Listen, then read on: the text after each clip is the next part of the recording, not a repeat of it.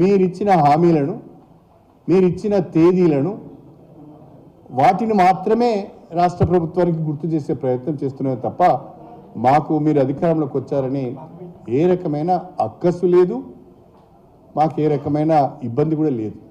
ప్రజలు తీర్పు ఇచ్చారు, ఆ తీర్పును గౌరవిస్తున్నాం, ప్రతిపక్ష పాత్రను పోషిస్తున్నాం. ప్రతిపక్ష పాత్రను పోషించే క్రమంలో మీ యొక్క వైఫల్యాలను మీరు ప్రజలకు ఇచ్చిన హామీలు వాటి నుంచి తప్పించుకునే మీ ప్రయత్నము, కాలయాపన చేసే మీ ప్రయత్నాన్ని మాత్రమే మేము ప్రశ్నిస్తున్నాం తప్ప మరొకటి కాదు. ప్రజల పక్షాన ప్రశ్నిస్తున్నాం. దీన్ని దయచేసి అర్థం చేసుకోవాల్సిందిగా నేను ఈ సందర్భంగా రాష్ట్ర ప్రభుత్వాన్ని కోరుతున్నాను. నిన్నటి రోజున బట్టి విక్రమార్క ఉప ముఖ్యమంత్రి గారు కూడా ఇదే రకంగా మాట్లాడుతున్నారు. నేను స్ట్రేట్గా బట్టి విక్రమార్క గారిని ఒక విషయాన్ని అడుగుతున్నా.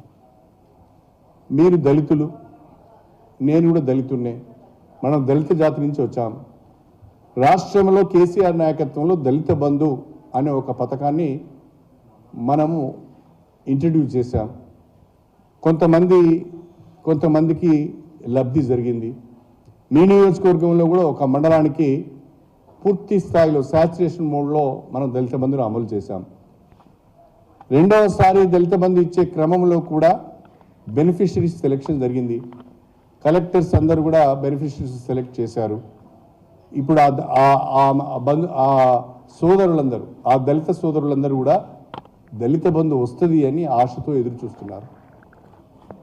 కానీ బట్టి విక్రమార్క గారు ఒక మాట చెప్పలేకపోతున్నారు. దళిత బంధు అనే పథకం కొనసాగుతుంది. బీఆర్ఎస్ ప్రభుత్వం 10 లక్షల రూపాయలు మాత్రమే ఇచ్చింది. మేము దాన్ని 12 లక్షల రూపాయలకు పెంచాము.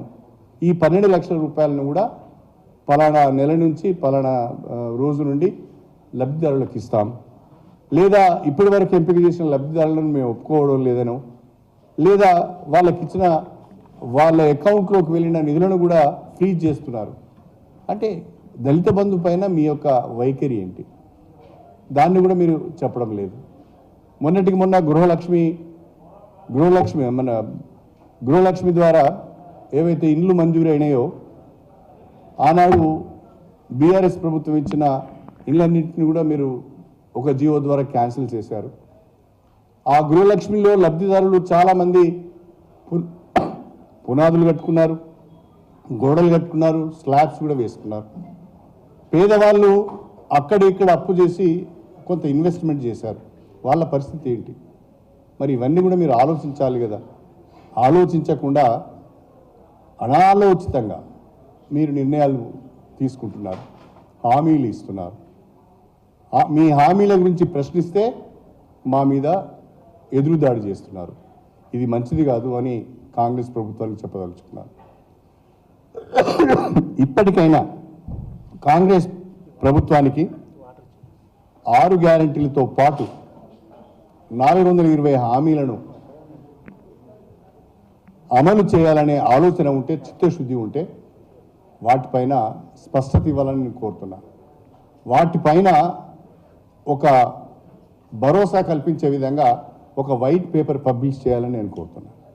మీరు శ్వేతపత్రాలపైన వైట్ పేపర్ పబ్లిష్ చేశారు, ఫైనాన్సెస్ పైన శ్వేతపత్రాలు ప్రకటించారు, ఇంకా అనేక రకాలుగా పవర్ పైన శ్వేతపత్రాన్ని ప్రకటించారు, జ్యుడిషియల్ ఎంక్వైరీలు కూడా వేస్తున్నారు.